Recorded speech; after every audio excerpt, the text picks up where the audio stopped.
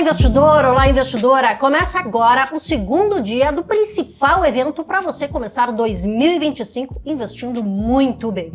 Eu sou Paula Comaceto, jornalista e apresentadora dos portais Seu Dinheiro e Money Times. Hoje teremos diversos painéis, começando pelo de fundos imobiliários. Conversarei aqui com alguns dos principais especialistas desse segmento de ativos brasileiros. Espero que você goste do programa de hoje. Já deixa seu like aí, compartilha com os amigos também a live para chegar para muito mais gente e, claro, acessar muito mais gente aí para saber como investir em 2025. Fica aí com a gente então, porque hoje vamos falar dos fundos imobiliários. O IFIX, o principal índice que mede o desempenho dos fundos imobiliários, teve um desempenho bastante ruim em 2024, seguindo a toada dos ativos brasileiros. O índice acabou caindo quase 6%, o terceiro pior desempenho da história dos fundos imobiliários, perdendo ali para 2013 e 2020. 2013 na era Dilma e 2020 em plena pandemia. O principal motivo que impactou os fundos imobiliários em 2024 foi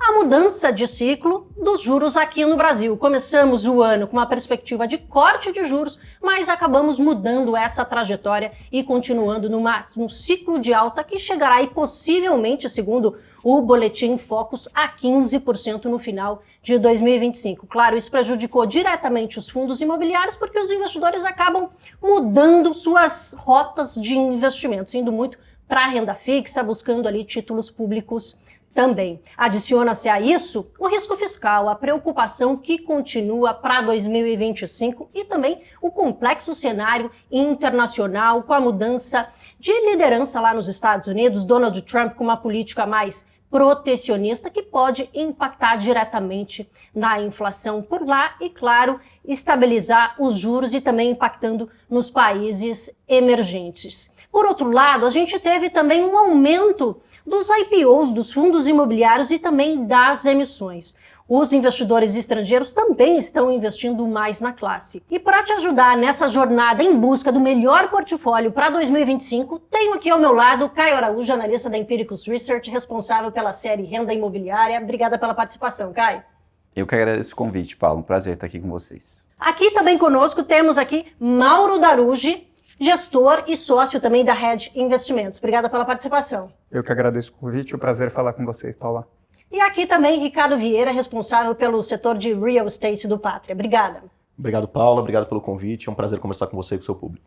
Maravilha. Vamos começar então, porque é assunto muito importante, claro, para você, investidor e investidora, começar este ano 2025 muito bem aí, tendo perspectivas para o ano. Mauro, começando aqui por você, queria entender, né? A gente teve essa mudança do ciclo dos juros aqui no Brasil, que acabou impactando diretamente aí no desempenho dos fundos imobiliários, principalmente ali no último trimestre do ano, né? Impactou bastante. Quais serão as implicações de a gente ter aí mais duas altas contratadas para a Selic nos fundos imobiliários? Legal, esse é um tema, Paula, que tem que ser central na análise dos investidores. Enfim, os investimentos em fundos imobiliários, eles são impactados pelo momento do mercado imobiliário e pelo momento econômico do país, que é expresso pelo nível das taxas de juros, né? Então, nesse momento que nós temos os juros com uma reversão rápida, como você disse, ao longo do ano passado, e que vai continuar para o ano de 2025, você tem um impacto, num primeiro momento, nas cotas dos fundos imobiliários, mas isso por si só não deveria ser visto como algo ruim para os investidores. É claro que ninguém gosta de ver o seu patrimônio caindo, mas muitas vezes a queda da cotação ela pode ser uma oportunidade, desde que os fundamentos daquele investimento permaneçam positivos. Então, eu acho que para os investidores, o grande desafio para esse ano é fazer um acompanhamento próximo dos seus investimentos, e aí a importância de ter uma assessoria, de ter casas de análises boas por trás, para justamente entender até que ponto que o aumento dos juros, uma economia um pouco mais restritiva, pode ou não impactar o dia a dia daquele investimento. Se pode vir a ter uma vacância, se for um fundo de crédito, se isso pode representar algum risco para a qualidade daquele crédito, e é algo que hoje a gente tem visto a indústria ainda muito saudável, isso é muito positivo. Então acho que a grande atenção que os investidores têm que ter esse ano é saber escolher os papéis certos e estar próximo dos seus investimentos para entender se está tendo uma mudança nos fundamentos ou não. E, Ricardo, né, para competir com a renda fixa, porque, né, perdendo um pouquinho aí de valor os fundos imobiliários, os investidores acabam, né, com a taxa de juros migrando para a renda fixa. Como é que os fundos imobiliários vão atuar frente, vamos dizer, para tentar continuar com seus investidores ali frente à renda fixa? Eu acho que os fundos imobiliários, Paulo, eles têm uma beleza que combina muitos fatores de renda fixa e de renda variável. Então você tem uma renda recorrente que é paga ali ao cotista, que ela é muito previsível no curto prazo, então é você analisar, no caso, um fundo de tijolo, todos os contratos ativos que tem ali dentro de aluguel, então ele consegue emular, de certa forma, e até por conta disso, a precificação dos fundos imobiliários muito se dá em função das taxas que a gente observa na renda fixa, sempre com um spread um pouquinho, sempre tendo como referência a renda fixa. Então ele tem essa beleza e ao mesmo tempo ele tem um upside de ganho de capital, de valorização das cotas no médio e longo prazo, que é típico da renda variável. Então eu acho que é um produto que combina a beleza dos dois mundos, né, da renda fixa e da renda variável, e eu acho que pode ser muito interessante para o cotista em momentos como o atual, porque a renda está elevada.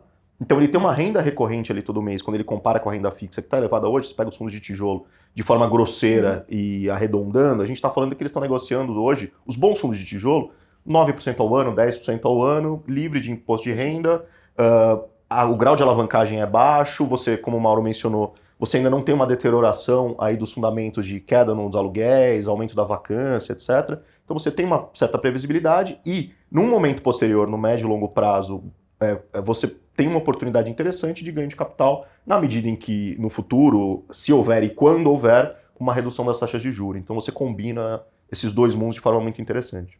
Perfeito, Ricardo. Caio, agora, por outro lado, né, a gente teve esse desempenho mais negativo dos fundos imobiliários no último trimestre, mas como é que está a perspectiva agora para 2025? O mercado como um todo, ele está mais otimista ou mais pessimista para esse ano?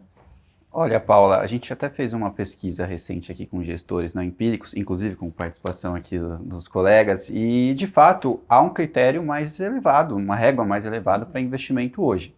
Hoje o custo de oportunidade, que é exemplificado pela Selic, é maior. Então há uma necessidade de ou uma remuneração mais atrativa, mas principalmente uma relação risco-retorno mais adequada. Então, para 2025, obviamente o fluxo ainda não é algo que interessa tanto para fundo imobiliário, né? Não caminha tanto em direção para fundo imobiliário, mas existem oportunidades. Muito desse fluxo, né, dessa queda nas cotações, como o Mauro disse, já foi antecipada em 2024. Então você consegue encontrar algumas oportunidades na nossa percepção. A questão é ter uma regra de risco bem adequada, especialmente para fundos de tijolos e fundos de papel mais arriscados, né? E de repente manter um pouquinho, ter um pouco de paciência vai ser necessário ainda mais em 2025? O horizonte de investimentos de cada perfil é super importante, né? Então, se você tem um horizonte de investimento mais dilatado, no qual você pode aguardar, por exemplo, uma maior pressão nas cotas em 2025, que pode ocorrer, né? A volatilidade em 2025 está praticamente contratada. Então, caso você tenha aí maior amplitude para os seus investimentos, pode ser interessante montar uma carteira de investimentos, fundos de tijolos, por exemplo, mais descontados, claro, com qualidade, com localização, que lá na frente você tende a colher frutos, não só nos rendimentos, mas também possivelmente no ganho de capital. E, Mauro, a gente tem visto também o interesse, né? Apesar de, vamos dizer, nesse último trimestre aí, os fundos imobiliários, o índice, né? Principalmente ali que mede os principais, ter caído bastante nesse último trimestre, mas nos últimos anos os fundos imobiliários têm ganhado o interesse do investidor, né? Muito do investidor pessoa física, mas também dos estrangeiros, né? O que tem atraído esse interesse dos investidores pelos FIIs? Legal. Acho que esse é um tema interessante porque o produto fundo imobiliário ele é muito atrativo para a pessoa física, pela dinâmica que ele tem, né, como o Ricardo colocou, de fazer pagamentos mensais. Então, é uma aposta de ganho de capital, mas que você já vem sendo remunerado a partir do primeiro mês. Então, tem uma dinâmica que ela é muito familiar para o investidor pessoa física. E de uns tempos para cá também esse mercado, conforme ele vai se desenvolvendo, ele vem atraindo investidores mais sofisticados, né? Então um dos últimos movimentos que a gente viu é um movimento que está alinhado, inclusive com uma tendência global, que são os ETFs, né? Então os ETFs são fundos ou veículos de investimentos que eles se referenciam por um determinado índice, né?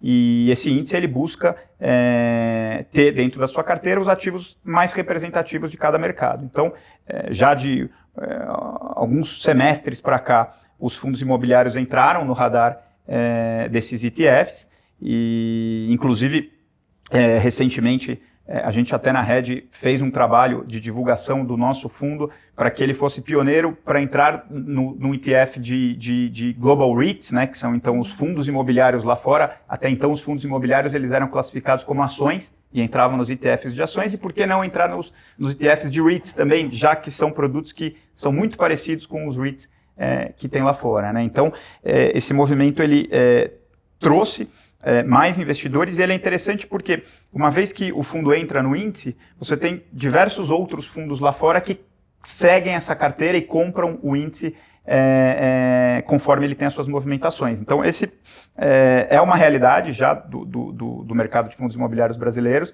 e a tendência é que em 2025 ela continue, né? Os ETFs é um mercado que vem ganhando muita representatividade lá fora, e é impressionante a velocidade que no mercado brasileiro vem ganhando penetração também. Que bacana, Mauro. E, Ricardo, pensando, né, nessa atratividade e mais no crescimento, né? Quando a gente fala de fundos imobiliários, uma classe aí bem nova, né, vamos dizer assim. O que vai ser necessário, o que vocês como, né, participantes aí da indústria estão fazendo para trazer, né, mais investidores? O que vai possibilitar esse crescimento ainda maior para os FIIs? Eu acho que existe uma tendência estrutural dos fundos imobiliários que a gente vem observando na última década, talvez, de um mercado completamente em transformação, né? Então, se a gente volta para 10 anos atrás, 2014, 2015, era um mercado ainda dominado por fundos monoativos, gestão passiva, quase 100% do mercado por pessoa física. Então era assim, um único imóvel, coletava os aluguéis, administração, sem uma gestão ativa ali de um portfólio. Esse mercado se transformou severamente nos últimos 10 anos, né? Então a gente pega hoje o IFIX, você vai ter 1 ou 2 fundos no máximo que tem gestão passiva, que são aqueles fundos do brinco do Velho Testamento. Todos hoje são quase como se fossem empresas, né, que adquirem imóveis, vendem imóveis, reciclam portfólios, se alavancam, reduzem a alavancagem, enfim, é um organismo vivo. O desenvolvimento disso, combinado com o forte volume que a gente vê de novas pessoas físicas hoje, superando os 2 milhões de investidores, a liquidez desse mercado como aumentou, ele tem atraído mais, ou seja, agora esse mercado tem profundidade para o investidor institucional entrar também. Então, que é o nosso caso, por exemplo, nós somos gestores de FOFs, fundos de pensão que têm fundos exclusivos, você tem investidores internacionais, que é o caso primeiro nos fundos de índice, olhando, mas depois em algum momento você vai ter também gestores de ativos globais começando a olhar para o mercado. Então isso começa a reduzir as distorções que a gente vê nesse mercado.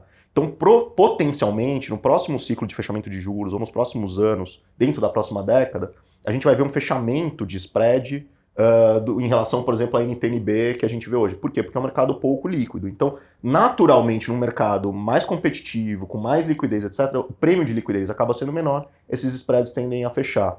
Além disso, você tende a ter cada vez menos abismos que a gente vê do valor entre o ativo real e o ativo o valor da cota do fundo imobiliário. Então, por exemplo, a gente vê hoje o maior fundo hoje de bolsa de lajes imobiliárias, de lajes corporativas que a gente tem em fundo imobiliário hoje. Você pega esse fundo, tem predominantemente lajes aqui na região da Faria Lima, que são negociadas na economia real acima de R$40 mil o metro quadrado, se aproximando de R$50 mil o metro quadrado em alguns casos, que a gente tem observado em transações mesmo numa economia, mesmo no ano de 2024. Quando você pega esse fundo e traz ele para valor de metro quadrado hoje, ele é negociado a 22, 23, 24 mil reais o metro quadrado, chegou a ser negociado no início de dezembro.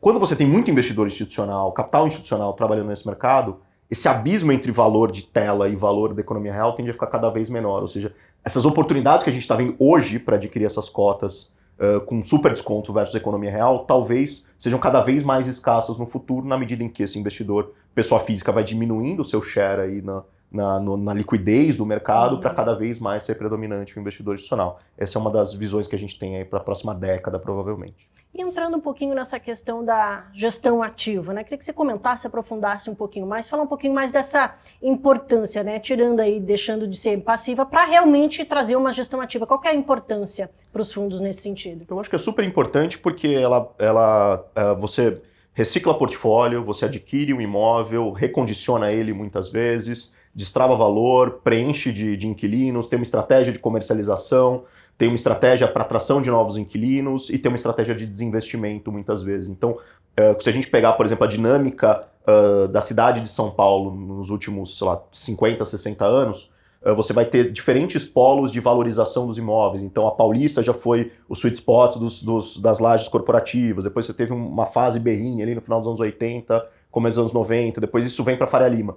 Se você está estático nesse mercado, por mais que um ativo imobiliário você tenha uma duração longa do seu ciclo de investimento dele, o ciclo de vida dele seja longo, se você está atento a essas dinâmicas que as próprias cidades oferecem, a dinâmica do mercado imobiliário, você consegue potencializar retorno pensando no longo prazo.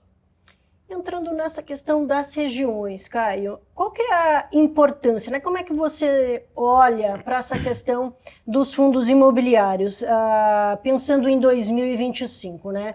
O Ricardo bem comentou ali da região da Paulista, agora fala-se muito Faria Lima, mas a gente fala muito quando a gente fala, né, desses fundos imobiliários aqui, São Paulo. É realmente aqui o central, tem outras regiões? Como é que vocês estão olhando mais pelo Brasil? Como é que fica essa questão? Olhando para os fundos imobiliários como um todo, São Paulo, de fato, concentra boa parte aí dos empreendimentos presentes nas carteiras dos fundos imobiliários. Mas o ideal, nesse caso, é olhar setor por setor, né? Por exemplo, logística, de fato, existe uma concentração em São Paulo, no raio 30, no raio 60, mas você tem polos importantes em Minas Gerais, próprio Espírito Santo, Rio de Janeiro e até em outras regiões do país. Em alguns casos, até com algumas oportunidades, né? Dado que em diversas regiões, a remuneração, por exemplo, em ativos do Nordeste é maior do que daqui de São Paulo. Só é aquele balanceamento novamente, risco-retorno, né? Então, ter isso em mente é super importante. Agora, a gente não vê obviamente, São Paulo, ele concentra muito, como eu falei, dos portfólios dos fundos imobiliários. Então, o foco da análise geralmente é aqui, especialmente para escritórios, por exemplo, que é onde a gente vê um setor corporativo mais sólido, maior dinâmica de demanda, oferta e demanda nas regiões, enquanto outras praças têm menor participação e menores pesquisas também, né, quando a gente pensa nesse sentido. Mas o ideal, como eu citei anteriormente, é olhar setor por setor. Shopping centers, aí já é outra questão. Temos shopping centers no Brasil inteiro, é um setor bastante consolidado em diversas cidades. Temos cidades do interior com shopping centers aí super dominantes. Então, olhar caso a caso é a minha indicação. Claro, quem mora em São Paulo, conhece São Paulo, está aqui, já consegue ver os imóveis, é muito mais fácil, né? Mas eu olharia por essa vertente. Eu queria entrar agora com vocês nessa questão realmente dos segmentos, né? A gente focou aqui bastante na questão do tijolo, mas queria, né, já entrando nessa questão do segmento da região, falar um pouquinho, né? O que vocês, aqui perguntando para todo mundo, mas começando pelo Caio aqui, o que você vê de potencial, por exemplo, nesse segmento de tijolo mesmo? Qual é a sua análise de potencial de crescimento, especialmente agora, para 2025? Tá, para 2025, retomando a resposta anterior, acho que a gente tem uma régua de critério de avaliação que é mais elevada, diante da necessidade de manter um nível de qualidade interessante, fundos com balanço sólido, né, com uma previsibilidade de receita interessante. Então, a gente distribui entre as principais classes, né, logística, escritórios e shoppings. Aí tem alguns ativos, tem algumas estratégias aí interessantes também que você pode adicionar, como fundos híbridos, contratos atípicos e etc. Olhando para cada segmento, hoje temos um olhar interessante para a logística. Acho que, na nossa percepção, que a gente olha de pesquisa, a demanda permanece sólida, especialmente aqui para o raio 30 e 60 de São Paulo. Temos visto aí vacância em patamares mínimos no Brasil, um nível de oferta razoável, isso que garante aí também um equilíbrio entre as praças. E na nossa percepção, as cotas estão já consideravelmente descontadas, né? Então, um posicionamento em logística para tijolos me parece favorável. Para as outras classes, aí eu seria até um pouco mais seletivo. Os escritórios, de fato, quando a gente pensa desde a pandemia, ou há uma defasagem em termos de recuperação, então os portfólios de mais qualidade, claro, obviamente, tiveram uma performance melhor, e devem ser aí notados aí com maior atenção numa perspectiva de compra. E no caso dos shoppings, temos aí também números saudáveis, em termos de vacância, em termos de crescimento de vendas, crescimento de NOI, que favorecem também investimento para 2025. No entanto, os fundos de shoppings têm suas peculiaridades, então eu seria também seletivo nesse ponto. Acho que fundos tivemos uma porção aí de distribuições de ganho de capital em 2024, diversas emissões. Então, olhar caso a caso também acho importante, apesar de gostar do setor como um todo para investimento. Precisa analisar realmente cada segmento ali, né, Mauro?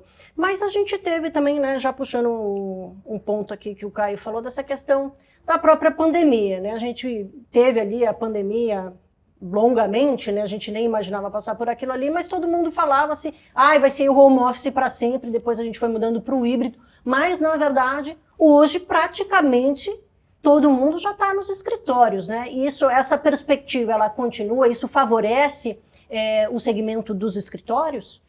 Sem dúvida.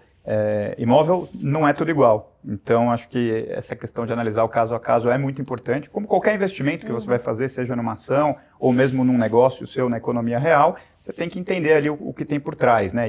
E sempre vai ter essas diferenças, até pegando um gancho da localização que vocês comentaram, a gente dentro do nosso portfólio de shopping centers, a gente tem alguns investimentos na região do Centro-Oeste, que é uma região que tem sido muito beneficiada pelo agronegócio, é uma dos impulsionadores do PIB do país ao longo desses últimos anos, e a gente percebe uma performance mais forte nesses empreendimentos, que é fruto realmente de uma economia que circula mais dinheiro ali em volta.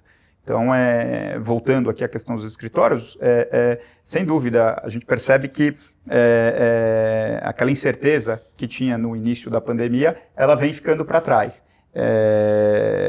Essa recuperação, ela ainda não aconteceu de forma mais forte, ela ainda vai acontecer ao longo dos próximos semestres, dos próximos anos. Então, a gente vê a classe de escritórios como uma oportunidade no médio prazo. Um pouco daquilo que nós comentamos no começo de um preço descontado, ele pode ser uma oportunidade ou um risco. E também um pouco do que o Caio comentou de que ativos diferentes, eles vão pedir retornos diferentes. Então, o setor de escritórios hoje ele é o mais descontado de todos. Não é incomum você achar fundos aí com 30%, 35%, 40%, 50% de deságio em relação ao valor de avaliação dessas propriedades. Mas também porque é um setor que, na nossa visão, ele vai ter essa recuperação um pouco mais lenta nos próximos anos, mas é uma recuperação que vai acontecer para a grande maioria dos ativos. Então, para aquele investidor que tiver um horizonte um pouquinho maior para ganhar um retorno mais forte e adicional, com mais ganho de capital, a gente vê como um setor que tem que sim participar das carteiras. E só focando um pouquinho mais na questão das regiões, falando um pouquinho mais aqui de São Paulo, né? Ali, escritórios AAA, né? Como é que você, mais aqui na região da Faria Lima, a Paulista já foi, existe, claro, vocês falam aí muito desse olhar atento para, né, também ter a qualidade desses imóveis. Existe uma região, por exemplo, a Faria Lima continua sendo a região mais olhada quando a gente fala em São Paulo, teríamos aqui, vamos dizer, os imóveis de mais qualidade, essa parte da Faria Lima está mais composto ali, ele compõe a maior parte dos fundos imobiliários? Olha, sem dúvida tem que olhar para fundamento e preço.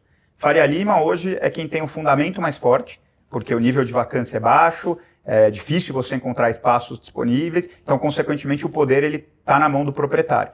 Por outro lado, quando a gente olha preço, uma boa parte dessa valorização já está incorporada nos níveis de preço. Quando o Ricardo comentou aqui de transações acontecendo a 45, 50 mil reais o metro quadrado, níveis de locação a 300 reais o metro quadrado, na nossa visão, são preços que já estão ali perto de uma estabilização, eles não vão continuar subindo no mesmo ritmo que veio nos últimos anos.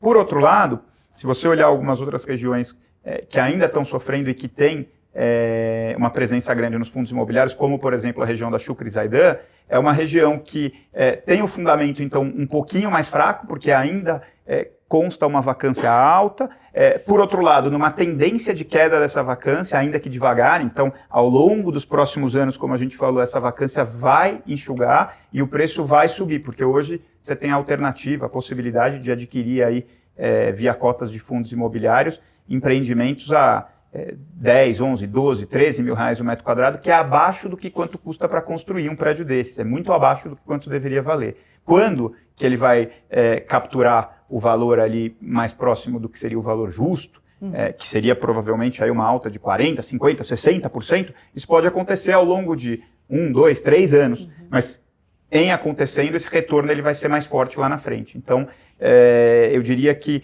o investidor hoje ele tem um cardápio de opções para olhar tanto do ponto de vista de fundamento e preço, se ele quer algo que já está mais consolidado, mas já tem um preço um pouquinho já mais alto, ou algo que ainda vai acontecer, vai vir a se materializar, obviamente que olhando para trás daquela propriedade, daquele fundamento, e que se materializando vai trazer para ele um retorno mais interessante, mais alto, sem dúvida.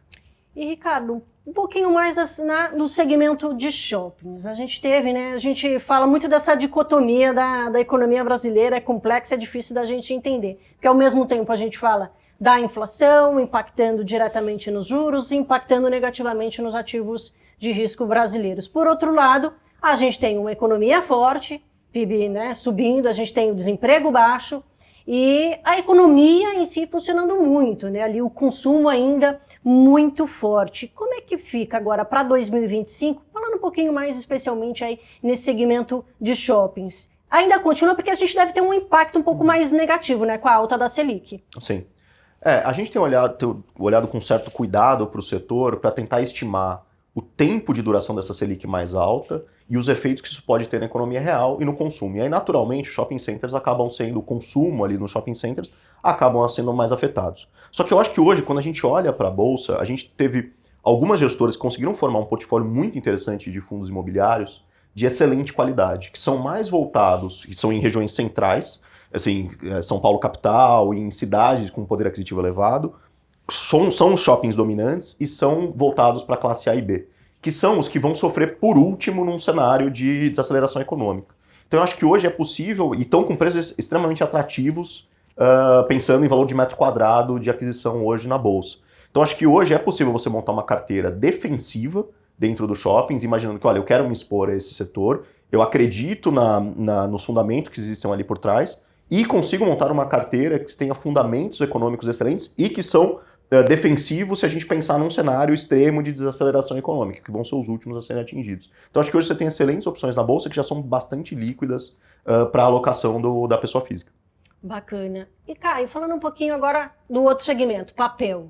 Porque por um lado, né, eles se beneficiam de uma Selic mais alta, mas também por outro lado tem aí o risco do crédito. Como é que fica essa conta?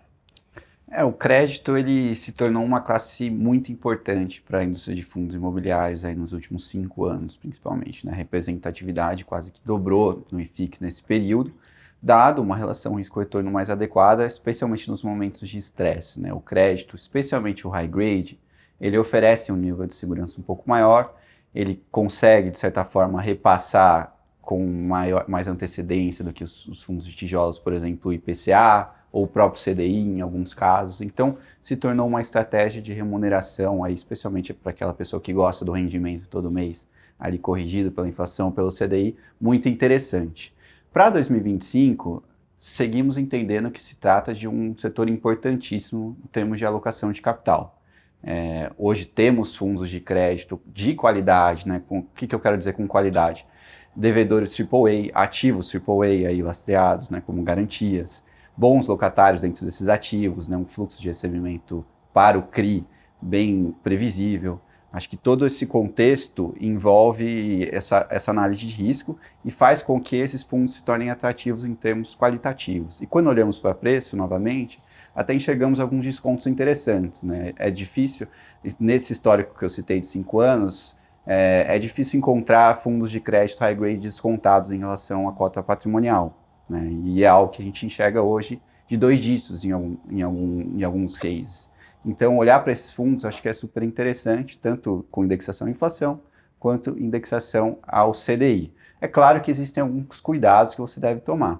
Primeiro, olhando para o crédito de mais alto risco, dado que a gente tem possivelmente um cenário de desaceleração econômica, né, com a Selic mais elevada, um custo de dívida também mais elevado, inadimplência pode aumentar. Então, esse é um ponto para monitorar.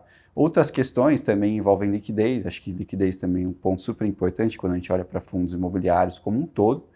E, por fim, avaliar também se faz sentido para sua carteira, dependendo do seu perfil, né? Acho que isso é meio repetitivo nas respostas, mas acho super importante, né? Existem fundos de crédito que, de fato, pagam 15%, 20% de dividend yield, mas tem que ver se está alinhado ao seu perfil de risco e faz sentido para o momento, né?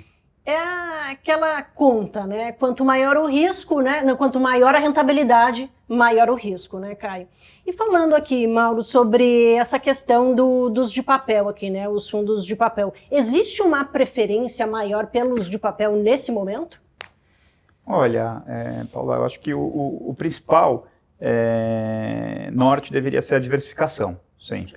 Então, principalmente para o investidor que está começando e que enfim, quer ter exposição ao mercado imobiliário, poderia estar por diversos setores, porque hoje existem os produtos, né, como um todo. Porque eles vão apresentar relação risco-retorno diferente, né? Então, o de papel tendem a ser ativos mais defensivos, porque, obviamente, que se bem escolhidos, dívidas bem estruturadas, com boas contrapartes, e que estejam atreladas a bons projetos. Então, num mercado de juros subindo, num mercado de alta volatilidade, você provavelmente vai sofrer menos. Por outro lado, se a gente vier a ter aí numa janela um pouco mais longa uma recuperação positiva de preços, a tendência é que o papel suba menos do que o fundo de tijolo. Então, esta carteira diversificada com papéis que tem uma relação de risco-retorno determinada e também com fundos de tijolo que tem uma outra relação risco-retorno é muito importante. Tem inclusive hoje uma classe de fundos que são os FOFs ou os hedge funds, né, que são fundos que têm ali muitos ativos listados ali dentro deles, funcionam basicamente como se fossem fundos de ações e que talvez hoje sejam aí as carteiras ou os ativos que apresentam o maior desconto dentro do mercado como um todo, né? E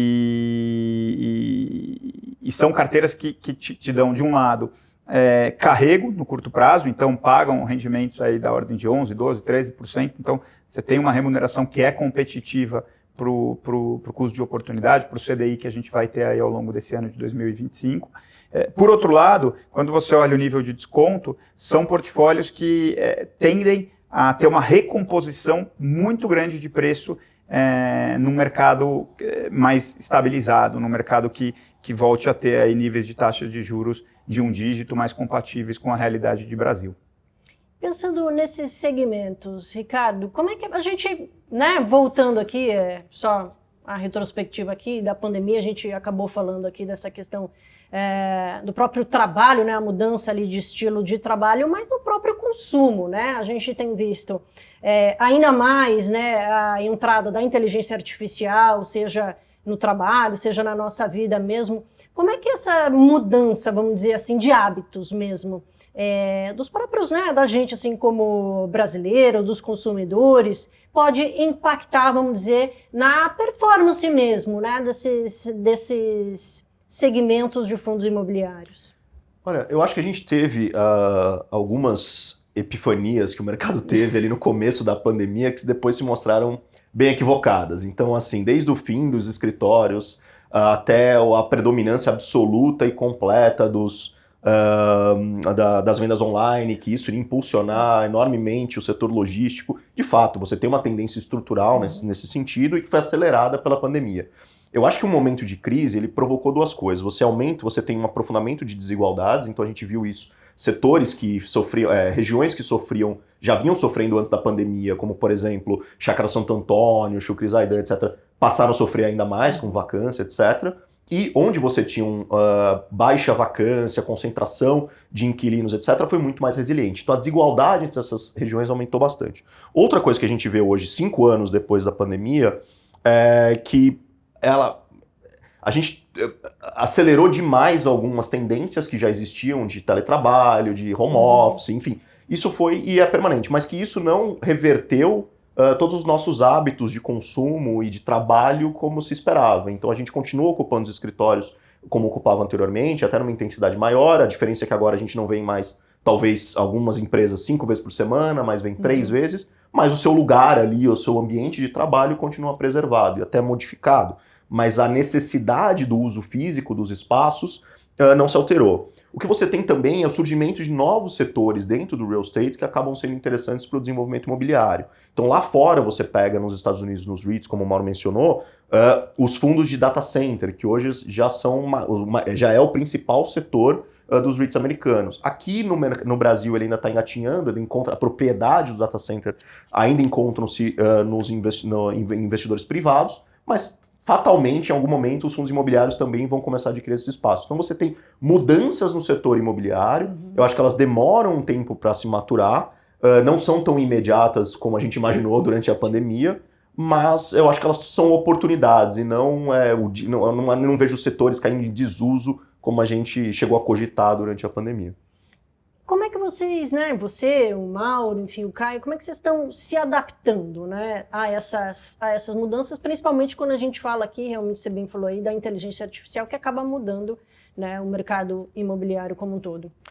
Eu acho que a gente tem, no Brasil, a gente tem o privilégio de talvez ser uma economia em desenvolvimento, uma das vantagens de ser uma economia de desenvolvimento, que você consegue fazer proxies a partir de mercados estrangeiros, né? Então, muito do que a gente vê hoje na dinâmica dos fundos imobiliários brasileiros, de consolidação, etc., aconteceu 25 ou 30 anos atrás no mercado americano. Então, você consegue antecipar, de certa forma, tendências, como o que eu mencionei do data center, que fatalmente vão alterar a dinâmica do mercado brasileiro. Então, acho que olhar para fora, entender quando, com qual velocidade, com qual intensidade isso vai acontecer no Brasil é um dos caminhos que a gente tenta trabalhar bastante. Mauro, então dá para aprender, né? Estados Unidos, né, principalmente quando a gente olha, a gente consegue tirar e aprender aqui. Como é que também, queria entender um pouquinho como é que vocês estão se adaptando a essa nova realidade, né? Não tem como não falar de inteligência artificial em qualquer segmento da nossa vida, né? Sem dúvida, mas eu acho que essa retrospectiva, né, que a gente fez aqui de o que se imaginava que ia acontecer e o que efetivamente aconteceu, ela é interessante, porque muitas vezes a gente teme muito as mudanças e acaba, às vezes, até tomando decisões precipitadas na nossa carteira e que pode eventualmente não vir a se materializar, né? As coisas elas acontecem numa velocidade devagar, então bons ativos eles dificilmente perdem o seu fundamento da hora para outra. São mudanças estruturais que acontecem, elas acontecem ao longo de anos, muitas vezes décadas, às vezes nem acontecem efetivamente, porque não se mostram efetivas lá na frente. Então, acho que o principal ponto é que qualquer investimento carece de um acompanhamento constante dos fundamentos, né? No caso do imobiliário não é diferente, e entender realmente se aquele ativo ele continua sendo um bom gerador de renda, né? Os ativos eles são avaliados pela capacidade que eles têm de gerar frutos, gerar rendimentos ao longo dos anos, né? E o que a gente vê é que, mesmo nesse momento de pandemia, de muita dificuldade, o nível de dividendo que os fundos imobiliários distribuíram, ele foi muito positivo. Ele não foi impactado de forma muito relevante, muito pelo contrário, muitos dos fundos subiram rendimentos mesmo ao longo aí dos últimos anos, que foram anos aí de muitas incertezas. É óbvio que as cotações elas reagiram, mas elas reagiram muito mais ao nível de taxa de juros do que à perda dos fundamentos, né? Se a gente conseguir ter essa visão um pouco mais fria, dá essa tranquilidade de saber que os fundamentos eles permaneceram muito bons, os dividendos eles são crescentes, mas um dividendo que antes ele era muito satisfatório num nível de juros mais baixo, como o Caio falou, hoje, pelo fato dos juros ter subido, ele passa a não ser mais satisfatório. Mas não pela capacidade de geração de renda, mas sim porque o investidor ele busca mais e mais. E, enfim, acho que aí talvez seja o principal ponto, né? Entender também a hora de entrar e de sair de cada ativo, né? Essa não é uma hora de sair da classe fundos imobiliários, porque é um momento em que os fundamentos estão positivos e os preços estão descontados. Então, acho que a gente sempre vai buscar olhar para o fundamento e para o preço. Perfeito. E, Caio, como é que você está olhando para o impacto mesmo, né? Já puxando aqui inteligência artificial, como é que vocês estão olhando, né? É muito difícil a gente prever alguma coisa, mas a gente sabe que impacta em todos os segmentos, como eu falei anteriormente. Mas Como que você está olhando para as mudanças? Existem mudanças aí nos fundos imobiliários em função da inteligência artificial? Como é que você está olhando daqui para frente? Acho que eles comentaram bastante sobre os setores, mas acho que tem uma outra perspectiva que a gente pode olhar, que é na hora de analisar os investimentos, né? Como isso pode ser funcional para a hora de selecionar o seu investimento. Então, na parte do investidor, isso tende a ser também colaborativo, de certa forma, facilitar de alguma forma, né, o seu investimento, não só para nós que analisamos os fundos, mas também para olhar um ambiente mais amplo. Por exemplo, os índices lá fora, ETFs lá fora, que utilizam de certa forma o algoritmo ou a inteligência artificial para selecionar seus ativos.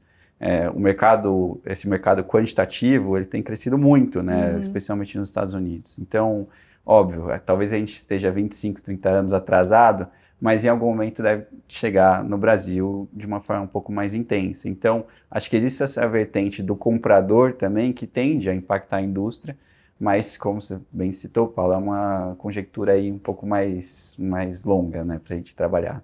Olhar mais para frente e analisando dado a dado, não é muito difícil prever, mas com certeza olhando com muita atenção para IA e os impactos na nossa vida, né? A gente falou bastante aqui sobre, né, o impacto dos juros, claro, mas queria a avaliação de vocês sobre como mitigar, né? A gente tem ali os juros mais altos, o Mauro comentou ali, vocês todos comentaram sobre vacância, inadimplência, são pontos, né, que a gente costuma falar aqui para ficar mais de olho quando a gente fala de fundos imobiliários. Agora queria entender de vocês como mitigar esses riscos, né, prevendo esse cenário que a gente tem em 2025, mas já adiantando para o investidor começar aí e ter uma noção e ir olhando aí, mitigando os riscos que a gente tem pela frente. Eu acho que você tem, primeiro é importante dividir bem, quando a gente pensa em fundo imobiliário, muita gente tem a âncora do fundo de tijolo, mas se a gente pegar o mercado, 50% dele praticamente são fundos de papel. Então no tijolo, eu acho que os preços de mercado hoje já te permitem, como eu mencionei, você ir para ativos de qualidade, que são os mais bem localizados, com os melhores inquilinos, a menor vacância, etc. Porque num cenário de Selic persistente mais elevada e de desaceleração econômica, são os últimos a sofrer com vacância, com queda nos aluguéis, enfim, com queda naturalmente da renda para o investidor. Então acho que hoje os preços já permitem que o investidor se proteja nesses fundos, com uma renda elevada, próxima a 9%, 10% ao ano, e com um upside num cenário de retomada do mercado, num fechamento de juros, e uma proteção contra downside. Eu acho que isso está muito bem precificado, considerando tudo mais constante. Nos fundos de papel, eu acho que esse setor demanda uma diligência muito cuidadosa e meticulosa por parte dos investidores, mas também uma oportunidade interessante até de proteção contra uma alta da inflação e uma alta da taxa de juros. Em cenários, não que isso necessariamente vá se materializar. Porque são carteiras, você tem boas oportunidades em fundos extremamente líquidos, com uma diversificação enorme de carteira. Óbvio, você tem correlação de risco lá dentro, mas você tem às vezes fundos com 70, 80 papéis lá dentro, até mais do que isso, dívidas lá dentro. E aí vai do investidor entender bem o histórico daquele gestor na recuperação de eventuais defaults, porque é natural que uma carteira de crédito apresente necessidade de reestruturação de um papel ou de recuperação, execução de uma garantia. Qual o lastro que de fato está lastreando cada uma daquelas dívidas. Então, tanto o Project Finance que existe por trás, ou seja, é saudável o Project Finance que está pagando aquela dívida, é o projeto que está gerando caixa para honrar aquela dívida, o que é interessante porque você está sênior na cascata de pagamentos, e, por fim, o lastro que existe de garantia. Então, assim, num cenário de estresse no qual não foi possível pagar por aquela dívida, qual é a garantia que existe? Ela é líquida? Ela é de fácil execução? De fácil recuperação para o fundo? Você vai facilmente conseguir executar, vender e recuperar o capital para o seu investidor? Então, bons fundos de papel hoje, você consegue pegar eles com uma taxa, em função do desconto que eles estão em relação ao valor patrimonial hoje, a IPCA mais 9,5, IPCA mais 10, muitas vezes já líquido para o investidor, com um grau de diversificação altíssimo e que, de certa forma, pelo fato de terem as suas operações indexadas ou à inflação ou ao CDI, você se protege no curto prazo contra uma Selic um pouco mais alta, que a gente deve ter ainda em 2025, e eventuais picos de inflação que a gente pode ver exatamente por uma economia que ainda encontra-se bastante acelerada. Mauro, conta um pouquinho mais pra gente aí. Eu acho que dá para separar bem a tarefa do gestor e a tarefa do investidor. Do lado do gestor, realmente ter uma diligência muito grande nos contratos de locação, nas contrapartes, na análise dos inquilinos, da saúde, contratos que sejam bem estruturados e críveis de serem cumpridos também dentro de uma razoabilidade. Nos fundos de papéis também as dívidas elas têm que ser estruturadas de uma forma que tenha um arcabouço que dê um conforto grande de fluxo, de garantias, tudo como o Ricardo falou. Então acho que os gestores eles têm que ser, assim como os investidores, ainda mais seletivos também nesse momento. E do lado dos investidores, realmente ter acesso à informação. Eu acho que hoje não existe mais a desculpa de que o investidor não tem a informação, porque realmente, como o Caio falou, a informação, ainda mais com a tecnologia, com a inteligência artificial, ela é abundante. Os fundos divulgam aí uma série de relatórios, você tem muitas análises que são feitas, programas que colocam o gestor em contato com os investidores. Então, do lado dos investidores, realmente ter a seleção inicial, que seja uma seleção que traga uma diversificação de relação risco-retorno, como nós falamos, isso só dentro do universo dos fundos imobiliários, né? Ele, dentro da carteira dele ainda vai ter outras classes, como a renda fixa pura, renda variável pura, que seriam as ações, o fundo imobiliário, que é esse investimento que balança entre a renda fixa e a renda variável, né? com características dos dois, e fazer esse acompanhamento uma vez que a carteira tenha sido selecionada. Caio, sua avaliação. Bom, primeiro que eu concordo com o que o Mauro e o Ricardo comentaram, e para adicionar, eu diria que nos fundos de tijolos, tomaria um pouco mais de atenção para fundos com alavancagem, né? Fundos com dívidas ali, tanto pelo provável aumento das despesas financeiras desses fundos para esse ano, e também para averiguar se eles conseguem cumprir com suas obrigações aí no prazo estabelecido. Então, nessa parte de fundos de tijolos mais alavancados, deve-se ter mais atenção, deve apresentar mais volatilidade dado o histórico, né? Para contrabalancear, talvez fundos com maior participação em contratos atípicos, por exemplo, que são contratos com maior segurança, né? Multas mais elevadas, podem oferecer maior previsibilidade aí para a receita dos investidores quando pensamos em fundos de tijolos. E um risco que deve ser monitorado ao longo do tempo, não falando especificamente sobre algumas regiões, micro e até a indústria como um todo, eventuais mudanças de regulação, transparência das gestoras também, isso envolve bastante olhar com gestores com bom track record. Acho que são alguns fatores importantes aí para 2025, que promete ser um ano aí com emoções. E, Caio, permite complementar aqui, acho que tem um ponto interessante que o Caio colocou, que é exatamente a questão da alavancagem. Quando a gente olha de forma estrutural, acho que não há um risco sistêmico da alavancagem afetar o setor. Mas eu acho que tem alguns pontos interessantes, que é tanto o cuidado para o investidor ao analisar a questão da alavancagem, porque num cenário de alta da Selic, fica cada vez mais caro você servir essa dívida, quanto eventualmente fazer uma nova emissão para amortizá-la. Mas, por outro lado, acho que pode surgir algumas oportunidades interessantes pontuais em alguns fundos. Então, o investidor que conseguir olhar para um fundo e identificar que ele vai sofrer, ele vai, por exemplo, começar a pagar a amortização de uma dívida que estava num período de carência, e que em função disso a renda dele, ali, o dividendo, o rendimento, deve cair no curto prazo. Isso pode, como você tem muitos investidores ainda que olham simplesmente apenas o dividendo ali no curto prazo, isso pode dar uma queda de preço que não se justifica, porque os fundamentos imobiliários ali continuam iguais, os contratos de aluguéis continuam iguais, o valor do tijolo continua o mesmo, só que no curtíssimo prazo ele está tendo que servir a uma dívida que é sênior na cascata de pagamentos. Então ele está servindo essa dívida, a renda no curto prazo cai, pode abrir uma oportunidade interessante para o investidor fazer alguma alocação pontual ali para ganho de capital no futuro. E Ricardo, puxando já o gancho aí, qual que seria, na sua visão, o portfólio ideal para a gente atravessar 2025? Acho que o portfólio ideal, eu brinco até que eu sou ouvido um professor na graduação, que é o que te faz dormir tranquilo.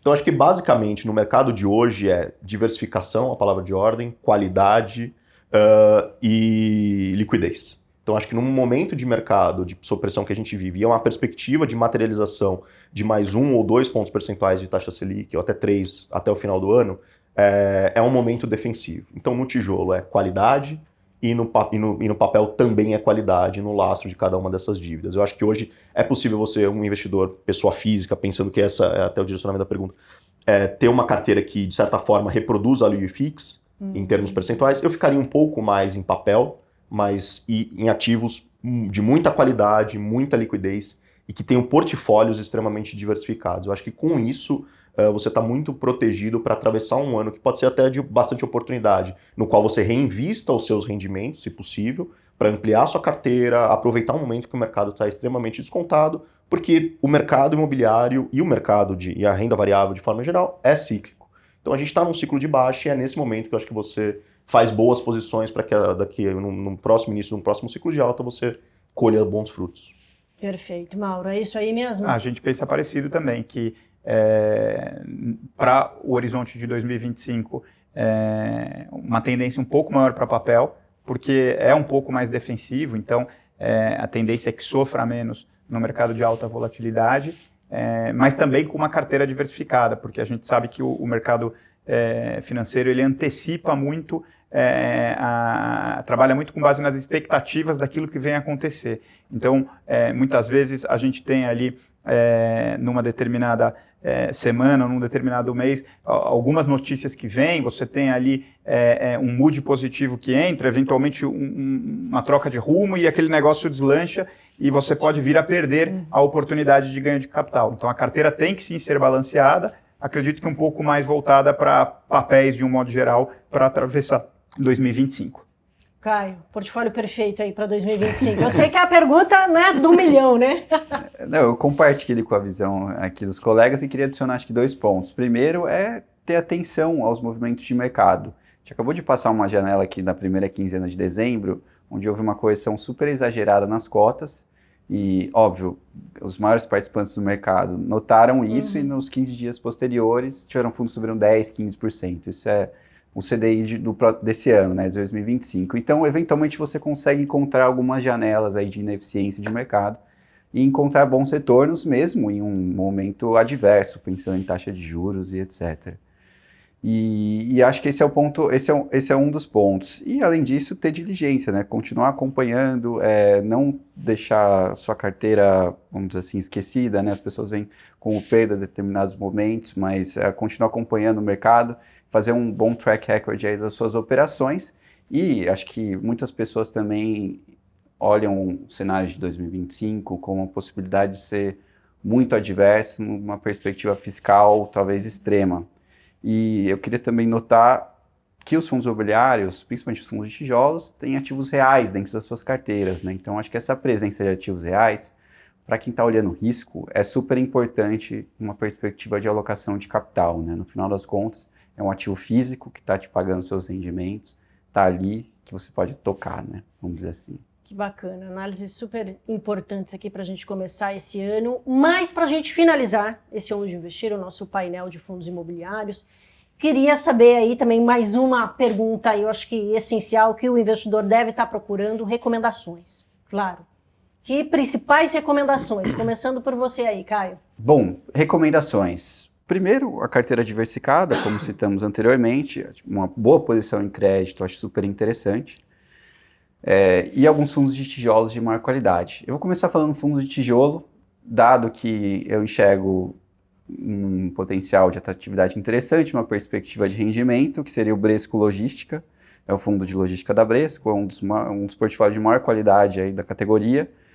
Hoje está com um desconto interessante em relação à patrimonial, pagando um dividend yield em torno de 10%, 9,5%. Na minha percepção, tem potencial de ganho de capital e o portfólio não deve ter grandes oscilações em termos de ocupação. Obviamente, é um ativo de tijolo, então pode ter volatilidade ao longo de 2025, mas me parece, dentro do setor de logística, um ativo interessante dentre outros. Tem algum de papel? Mais um de papel? Mais um de papel.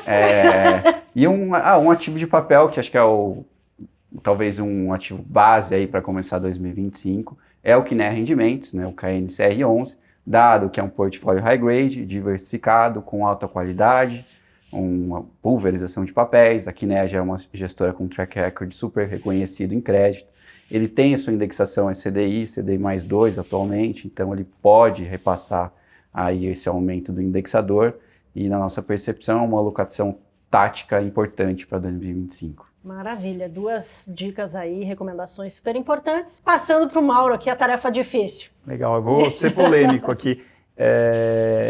Você tem, de um lado, oportunidades que te entregam mais renda e são mais defensivas, como a gente falou, e de outro lado, oportunidades que te entregam mais ganho de capital, né? Que você tem mais incertezas, mas, por outro lado, se elas vierem a se materializar, você tem um ganho maior. A gente enxerga hoje os FOFs como a oportunidade que combina esses dois fatores, um segmento que ficou um pouco esquecido pelos investidores, mas quando você entra a fundo na análise, você vê que, além de pagar rendimentos aí da ordem de 12%, 13% ao ano, o nível de precificação desses ativos está muito descontado. Então, ele consegue combinar a renda no curto prazo e um potencial grande de ganho de capital a hora que o mercado tiver uma recuperação de preços. E aí, Ricardo?